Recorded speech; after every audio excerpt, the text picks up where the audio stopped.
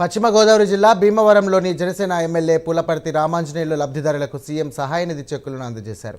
39 మంది లబ్ధిదారులకు 46,28,610 రూపాయల చెక్కులను ఎమ్మెల్యే పులపర్తి రామాంజనేయులు చేతుల మీదుగా పంపిణీ చేశారు. పేదలకు అభయహస్తం సీఎం సహాయ నిధి అని ఎమ్మెల్యే పులపర్తి అన్నారు. ఇక ఇప్పటి వరకు 5 నెలల్లో 72 మంది లబ్ధిదారులకు 80,98,251 రూపాయలను చెక్కులను అందజేశామని ఎమ్మెల్యే తెలియజేశారు.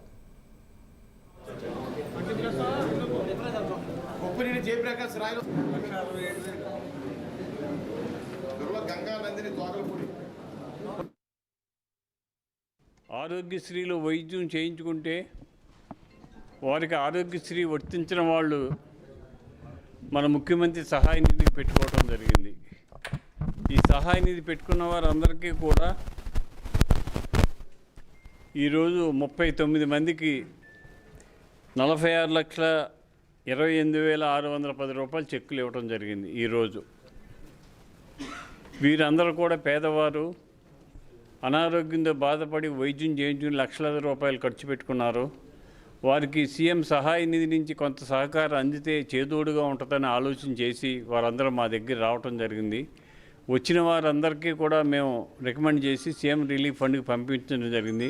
పంపించిన దాంట్లో 39 మందికి ఈరోజు రావడం జరిగింది. ఇప్పటి వరకు మన గవర్నమెంట్ వచ్చిన తర్వాత 25/11/2024 15 మందికి 12,14,000, 17/1/25 4 చెక్కులు 9,93,000,